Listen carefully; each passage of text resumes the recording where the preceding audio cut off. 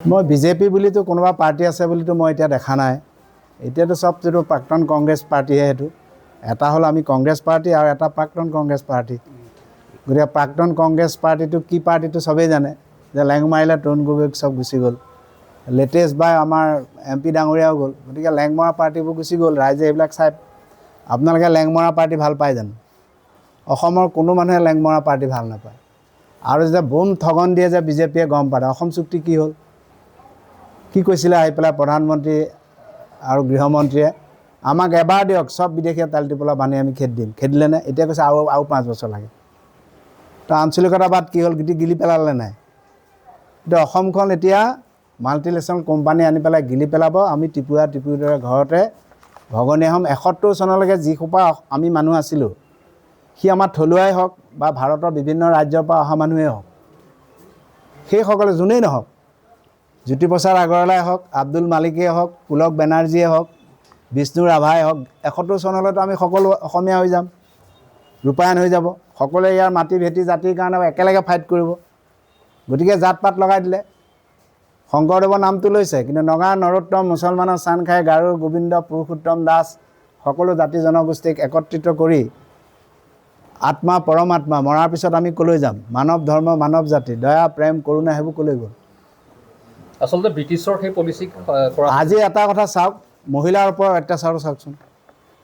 আপোনালোকক মই এই কথাটোহে এপিল কৰিব বিচাৰিছোঁ অসমৰ সকলো মহিলাক, সকলো সদাশয় লোকক, যে আমাৰ মহিলাৰ মূল্য 1250 টকা নেকি? 1250 টকা ৰঙা ব্লাউজ নিপিন্ধিলে নিদিওঁ, কাটি দিম। আৰু মহিলাগৰাকী সেইটো চিন্তাতে দৌৰিছে। তাৰমানে আমাৰ অৰ্থনীতি ওপৰলৈ গৈছে নে তললৈ গৈছে? সেইকাৰণে মই বিধানসভাত আমাৰ দলৰ মজিয়াত এইটো প্ৰশ্নটো আমি উঠাইছোঁ। আৰু বিধায়ক হোৱাৰ লগে লগে মই দলৰ মজিয়াত এইটো উঠাম, আইন আনিব লাগে। আৰু আমি দলে সেইটো আমি কৰিম। দৰকাৰ হ'লে মই ব্যক্তিগত বিল আনিম যে এখন আইন প্ৰণয়ন কৰিব লাগে, মহিলা যিয়ে হওক AGP BJP কংগ্ৰেছ নহয়, সকলো দুখীয়ামলীয়া 3000 টকা পাব লাগে। কিহৰ এইটো 1250 টকা আঁচনি এটা আনিব? ভোট দিলে ভাল, মিটিঙলৈ গ'লে ভাল, ৰঙা ব্লাউজ পিন্ধিলে ভাল, আৰু নহ'লে কাটি দিম।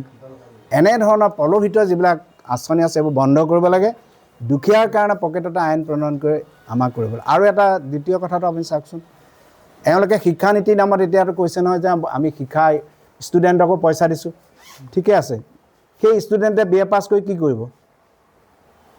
জব অৰিয়েণ্টেড শিক্ষা কিয় নিদিয়ে? আজি ডায়ালাইচিছ টেকনিচিয়ান আছেনে অসমত? আমাৰ নগাঁৱতে খালী হৈ আছে, পাবলৈ নাই। আপুনি OT টেকনিচিয়ান কেইজন আছে আমাৰ ইয়াত? চাকৰি খালী হৈ আছে, পাবলৈ নাই। আপুনি এণ্ডস্কপি টেকনিচিয়ান কেইজন আছে? এনেকৈ যিবিলাক টেকনিকেল কথা, আমি ITI এখন নগাঁৱত আনিছিলোঁ, অলপ নতুন নতুন ট্ৰেড আনিছিলোঁ, শিকাবলৈ মানুহ নাই। মেডিকেল কলেজবিলাক হৈ আছে। আমাৰ দিনতে যিটো MRI এটা মেচিন আনিলোঁ, ইয়াৰ জনসাধাৰণ 30 লাখ, এটা MRI মেচিনে হয় নেকি? আৰু এটা বহাব নোৱাৰে। মেডিকেল কলেজখনত আজি নেফ্ৰলজি, কাৰ্ডিঅ'লজি ডক্টৰ নাই। মেডিকেল কলেজখন এনে বনাই থাকিলে হ'ব নেকি? তাৰপৰাতো ডাক্তৰ পাবলৈ নগাঁও চিভিলৰ পৰা কি কাৰণে হেৰিটো উঠাই লৈ গুচি গ'ল গাইনী ডিপাৰ্টমেণ্টটো। আজি ৰিলায়েন্সক কিয় ৰিটেইলৰ পাৰ্মিটখন দিব লাগে? এই আমাৰ খুচুৰা দোকানীবিলাক কি হ'ব?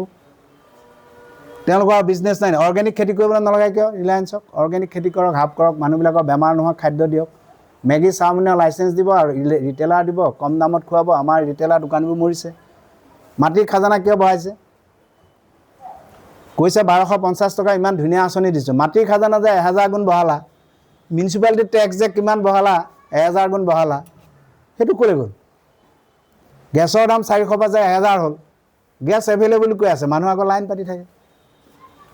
গতিকে অসম চুক্তিৰ ৰূপায়ণ নহ'ল, বিদেশী নগ'ল, 6 জনগোষ্ঠীৰ জনজাতিকৰণ নহ'ল, 6 ক্লজ ইমপ্লিমেণ্ট নহ'ল, KL সমস্যা সমাধান নহ'ল, আলফা সমস্যা সমাধান নহ'ল। কি কৰিলে? এইটো বিজেপিৰ ভাৰতীয় জনতা পাৰ্টি যিসকল আছে সেইসকল হ'ল আদানী আম্বানী মাল্টিনেশ্যনেল কোম্পানীৰ চৰকাৰ। এইটো জনসাধাৰণৰ চৰকাৰ নাই। আৰু সেইকাৰণে আঞ্চলিকতাবাদক যিহেতু গিলিবলৈ আহিল, আমাৰ নগাঁওখন কি আছিল? আঞ্চলিকতাবাদ ভেটি আছিল, আছে নেকি আঞ্চলিক? AGP MLA আছে নগাঁৱত? ব্ৰহ্মপুৰত আছে? ৰহাত আছে? মৰিগাঁৱত আছে? বঙাইগাঁৱত 2টা AGP আছিল কাৰণে এইবাৰ কৈছে 2টা ভগাই লওঁ, এটা BJP দিবই লাগিব। এইটো AGP মানুহজনী BJPত জইন কৰা, তাৰপৰা টিকেট দিছে।